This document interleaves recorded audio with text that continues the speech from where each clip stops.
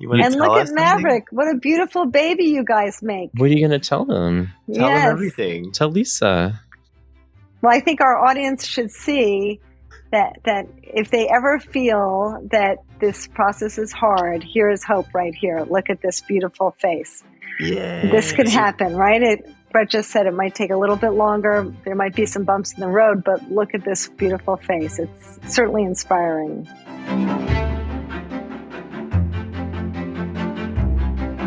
Welcome to Donor Conception Conversations. This is the one podcast that will provide research-based information, professional guidance, and personal experiences about all aspects of donor conception. From considering using a donor to talking about donor-conceived children, we're going to cover it all. I'm your host, Lisa Schumann. As a researcher, therapist, and expert in donor conception, I'm passionate about helping people on their donor conception journey.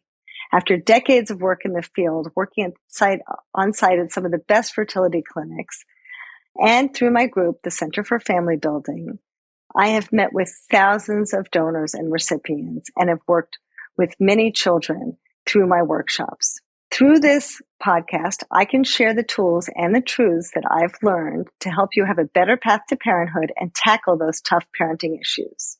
Today, I welcome Brett Shuford and was going to introduce his husband, who unfortunately is not feeling well today, but Brett's going to do a fantastic job in this interview and covering for his husband, who's been not feeling well, but is about to make a new debut on Broadway. They've both been on Broadway before, and in fact, they call themselves the Broadway husbands. That's how you might know them. And they're both fantastic people, fantastic performers. So you'll definitely have to check them out online. But I'll let Brett introduce himself. Hi, Brett. Hi, Lisa. I'm so happy to see you. So good to see you. Yeah, so Stephen and I met in New York City. We were both professional performers. We got married 2011 while working on Broadway and started our journey towards parenthood in 2018. Of course, the pandemic took us to Houston for the last 3 years, but we just returned to New York, where Stephen's going to be opening a new musical, New York on Broadway in April. And we brought our now 11-month-old little boy Maverick with us. So it's been an adventure, to say the least. It's a lot to move and take care of a baby, and Stephen working all the time. It's a lot, Brett. This is, you're really in the midst of parenthood. 100%. Big time. But you're also doing other things, right? You're a coach and a content creator. Yeah. So I have a side business where I help content creators and other people like what we've built on Broadway Husbands who want to really make an impact and make money doing content online. So I coach all sorts of entrepreneurs, creative entrepreneurs, and helping build their brand and figure out how to make money doing that. And it's something I'm very passionate about and love. So if anyone's interested, make sure you come hit me up at Brett Shuford. Terrific. Well, I think it's great for people to hear that and to take a look at all you've done online because it's incredible. I mean, your material is wonderful. I can't stop watching it. I just love watching you guys dance and sing. And of course, now we have Maverick. So you've got a trio of performers in your house.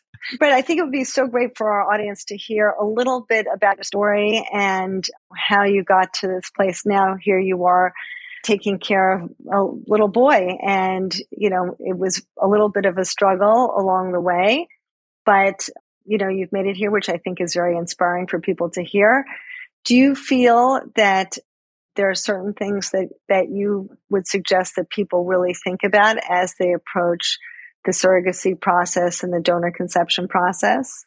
Yeah. I mean, I think the thing that most people probably, at least in our community, automatically assume is that they can't afford it and that it's out of their price range. While it's not cheap, it's definitely in the end, costly. But if it's something you really want, which it was for us, it's much more manageable than you think. And you don't have to do it all at once. For us, it took us from beginning to end, it took us about 4 years. We weighed our options for maybe 2 years even before that. Did we want to adopt? Did we want to go through IVF? Like, what did we want to do? Ultimately settled on surrogacy. And that was for us, and it's a very personal decision, and you have to kind of decide for yourself what is the best for your family. But for us, that was how we wanted to go, at least for this journey. It took us 4 years because we really we're freelance artists. Like, we don't have steady jobs. We are constantly, shows are closing and opening. We're constantly figuring those things out. So we started really just by creating the embryos and getting them frozen, and knowing that we had that first step there. One of the things I think I wish I would, looking back on now, when it came to looking at our egg donor, I wish we had met her. Like, I wish we had actually talked to her, but that wasn't really standard even then. Now I think I'm hearing more and Hmm. more people actually meet their egg donors. We only had a video of her, and the video was epic and made us cry. We were like, oh, it's what sold us on using that egg donor. Hmm.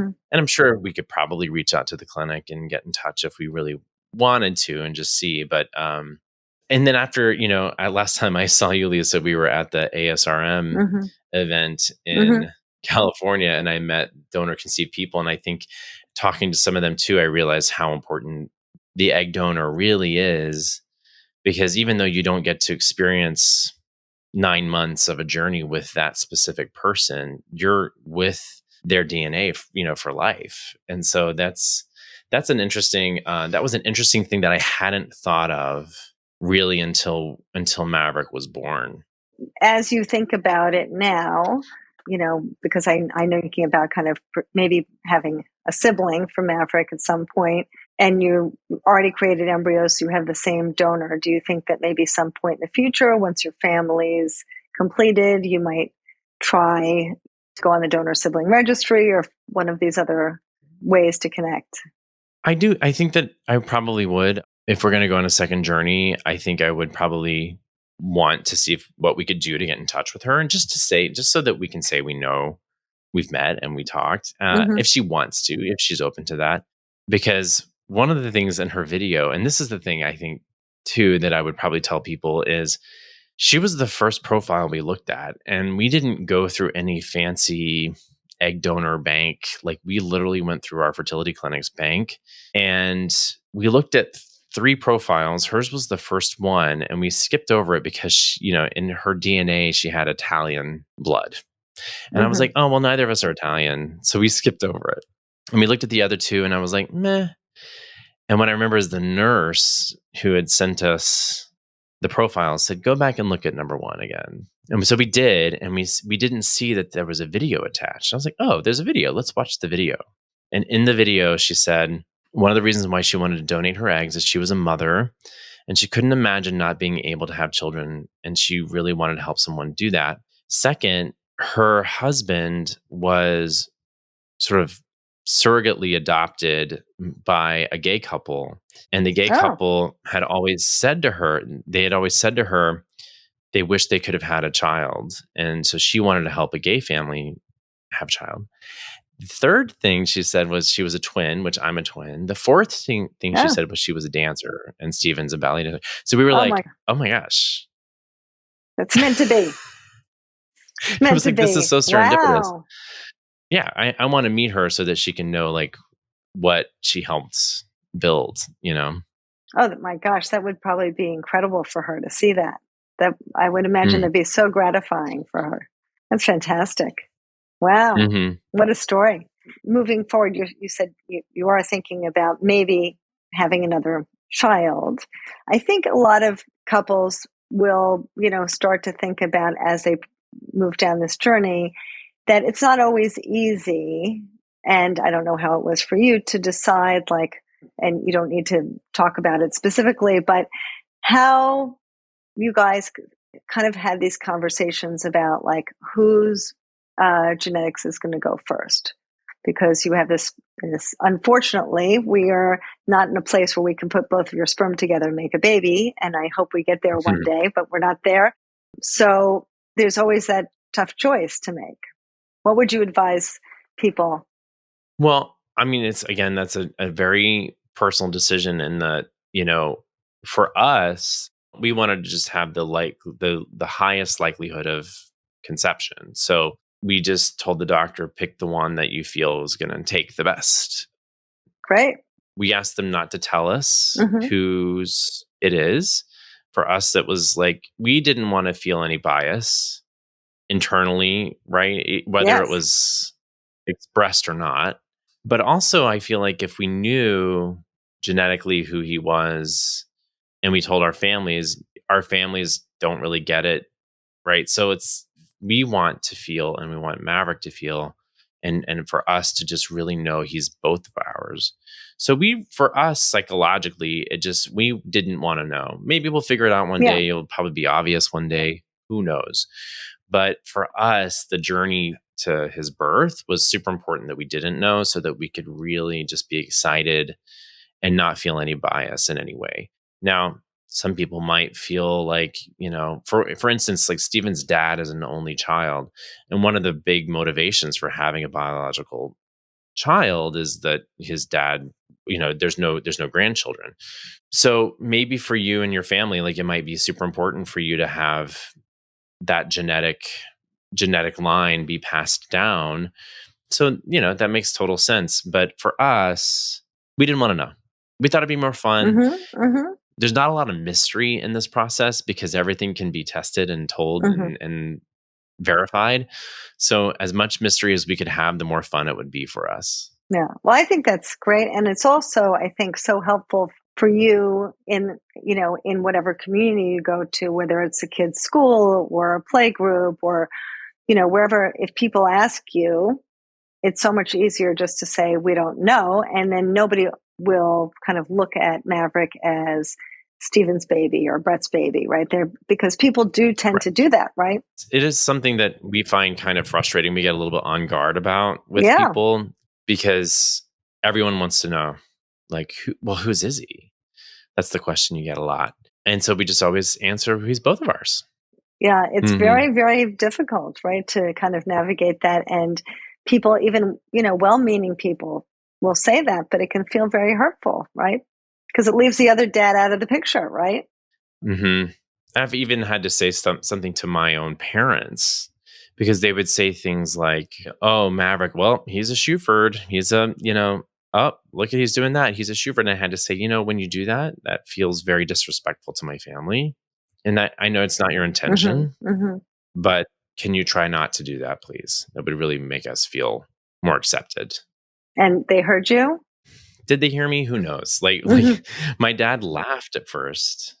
And I said, I know you think it's funny, but I'm being serious. Like it's very disrespectful because they've never met anybody who's conceived a baby this way. And I don't think they don't have any other gay friends. And, it's just a very unique situation. So sometimes, if it's about setting boundaries and asking people to respect those boundaries. Well, it's great that you're so direct with them about that because I do think, the world needs to be educated. And I assume that they probably look at the two of you and think, okay, well, if you were married to a woman, this baby would be a Shuford, right? So they can't kind of shift their thinking in that way. It's hard. No. It's hard to, I guess, for them to do that. And probably for a lot of people to do that. I find even in, communities, teachers will look at a child and say, when they know who's genetically linked, well, this dad's the accountant, so of course this kid's going to be good at math, or whatever it might be.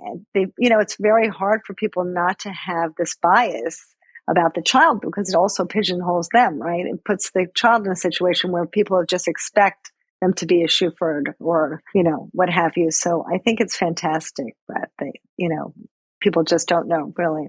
It was very thoughtful to consider that. I mean, that's really was our intention behind the Instagram account too, was just to be visible and just to help create dialogue for people who aren't subjected to families like ours on the daily. If they're on Instagram, hopefully they'll follow us and they'll see, oh, okay, that's what that family life is like. It's interesting. It's wonderful. It's different. It's great. Hold on one second. We have lots of great information to share with you, but first, a quick word from our sponsor, and we'll be right back. The Queer Family Podcast. Well, hello there. My name is Jamie, and I am the host of the Queer Family Podcast, the show all about family, but with gay, as we like to say. The point of the show is and always has been to highlight LGBTQIA plus families, letting the whole world know that despite the fact that we work very hard to create our extremely intentional families, we're just like every other parent out there, trying not to yell at our kids when they still haven't put their shoes on and we are already 25 minutes late for school. The struggle is real.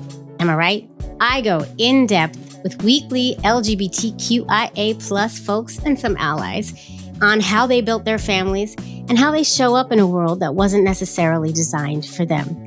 We laugh a lot, we cry a little, we learn a lot, and through our stories, we illustrate the undeniable fact that love is in fact love, and love makes a family. I hope you tune in, and if you like what you hear, you subscribe, rate, and review wherever you get your podcasts, and make sure you're following us on Instagram, Facebook, TikTok, and YouTube, where you're going to find some video episodes as well.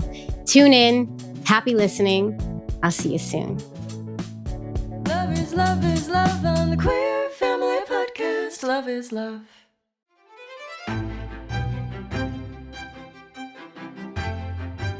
And how is new fatherhood? Is it what you expected it to be? It's complex. It's so much more complex than it seems on the surface, right? Oh, fatherhood. Oh, it's just like this. You get to play with your son. And it has been wonderful. Like, my time with Maverick is always magical. Like, he's just amazing, and watching him evolve and become a human being, and just his personality coming out, and it's magic. The hardest thing that I don't think anyone really talks about enough is how, when you become a parent, you start reparenting yourself. And how you're really kind of like reliving, at least for me, I'm like reliving a lot of my childhood experiences right now in that first year, in sort of evaluating how I want to show up for my son. It's very, very interesting. And I don't think anyone really told me how deep that would be. Like, it's a very fascinating experience. As you parent him, you're kind of thinking about, well, when I was a baby, it wouldn't have been this way. It would have been that way. And how do I want to handle this situation? Yeah. I mean, I don't know if it's that. It seems simple the way you're saying it, but it's much, like I said, it's complex. It's like, it's very layered. I want to figure out how to help Maverick transition from the bottle, right? So I'm researching, I'm reading, I'm doing things about that. And while I'm reading about like baby-led weaning, or I'm reading, we're using the rye method right now. As I'm learning about the rye method, I'm remembering this thing that happened when I was 5. Wow. And it's like, oh. Or my parents come over and they say something, and I'm like, I would never do it that way. And then it's like, oh, but that's how they did it. And that's why I have this thing in my past and this experience, right? And this is like, it's fascinating how it just, little things can just kind of trigger it. And you go, okay, wow. Okay, now I remember that thing that happened. I don't want to approach my son the same way, or that is something my parents did that it would be useful, or whatever it is. And I get to decide, okay, how do I do this better? Or how do I improve my style of parenting so that I can show up in a different way? It's like a double gift. It doesn't feel like a gift in the moment. A lot of times it's like, it's a lot of like emotional stuff. But yeah, I've been thinking like how to process this, especially in a way that can like serve our community. And like, I would say like the first 3 months, just don't even try to be anybody. Just be there for your kid. The second 3 months, like, you can start to be a little bit more intentional about like how you want to parent your kid. The third quarter of the first year of your baby's life, you can start to be a little bit more intentional about how you want to show up for yourself in your in your life. But don't even try those first 6 months. Just, it's like, if I had known that going in, I probably would have taken the pressure off that I needed to work, or I needed to work out, or I needed, like, it's enough to be there. The baby fog is a real thing. Yeah. It's a real thing. Yeah. It really takes a lot out of you, and you have to be on all the time. It's a lot of work. It's another job. It's a full-time job. Yeah. Are the two of you aligned in terms of how you feel about your donor, about your surrogate, about starting to parent, all of these things? How did you guys manage your relationship through all of these different stages? That's a good question. I mean, there's definitely been 2 a.m., 3 a.m. fights when the baby woke up hungry, and we realize, okay, it's 3 a.m. We're not going to resolve this right now. We need sleep. A lot of communication, a lot of talking, a lot of getting almost like a third party perspective, I guess I would say. So knowing that like perhaps we aren't going to figure this out on our own because neither of us are experienced in this. So let's go to somebody who is. Let's read a book about it, or let's watch a video about it, or like whatever this current conflict is. And then based on that education, we can decide what we want to do. And so we've done a lot of that, like just trying to educate ourselves instead of just guessing or feeling like, well, my parents did this. Like, let's decide what psychologists or pediatric people who actually study this, let's go to them and see what they suggest. And then we can decide what feels right for us. That helps a lot and takes you both out of your own positions, right? Because you can both then be objective. Did you feel that way about this process, about like when you were going to start, how to choose a donor, how to choose a surrogacy agency, all of those decisions? Yeah. I mean, one of the things that's in a marriage, as you know, I'm sure people know, it's like everyone's approach is different. Like Stephen really needs to sit with something for a long time before he decides, right? So I know that about him. That's like that's just the way he is. I can be very like impulsive. Ooh, this is a great idea. Let's just do it. So we're always kind of meeting halfway and kind of, okay, you've been sitting with this for a while. Let's decide. And, deciding on the egg donor and going through the surrogacy process. Stephen was, I want to have a kid. I wanted to, he sat with it. He's like, this is what I want to do. I want to be biological. I want to do surrogacy, blah, blah, blah. Then, my role in our marriage is to be the one who's like, okay, well, let's figure out how to make this happen. He just puts the order in. Yeah, but it takes him a while to decide what's on the menu that he really wants. And then we got some more information. We talked about it. I'm very much of an action person. So, we had found a surrogate.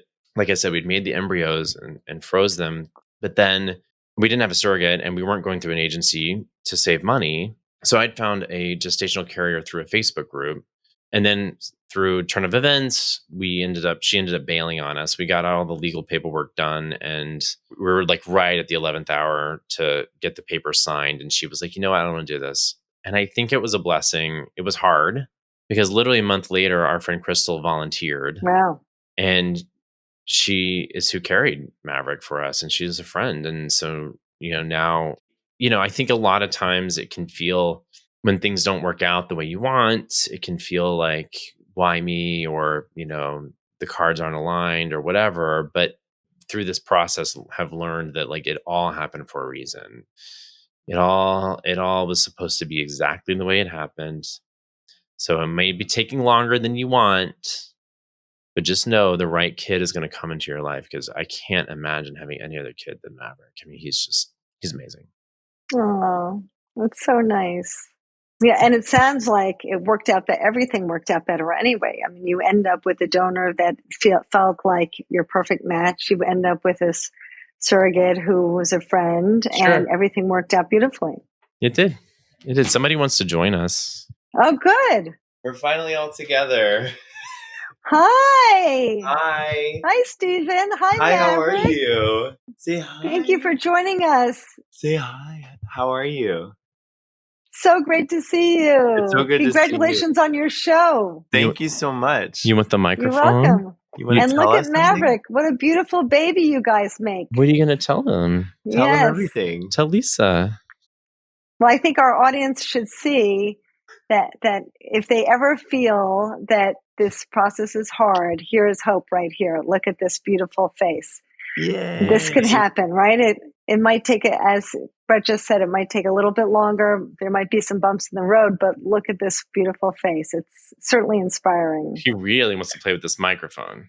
Well, that's okay. We're going to wind down now anyway. Okay. All right. But thank you, Stephen, especially when you're not feeling well. I hope you feel Yeah. better. Thanks for showing us your face. And we're so excited and so appreciative of your time, because I think you guys have been helping people all along your journey and will continue to do that. And I appreciate your friendship, and I appreciate you coming on today, especially when it's not an ideal circumstance. So thanks Thank for you joining. Thank you having for all your us. help, and thank you for having us. Yeah. It's my pleasure. I'm always here for you, as you know. It's great to Thank see you. So thanks everyone for joining.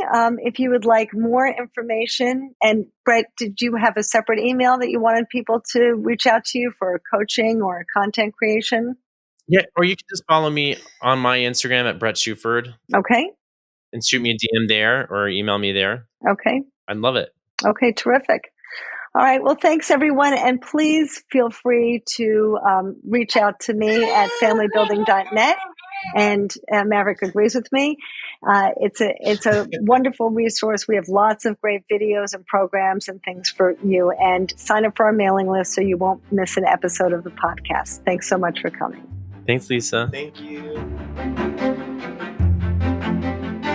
We didn't know going into this that all these statistics have to be reported, right? That they're available to us. And that was really what ended up tipping the scales to the clinic where we went. We were kind of between two, and then we found out about SART, went to SART, and we're like,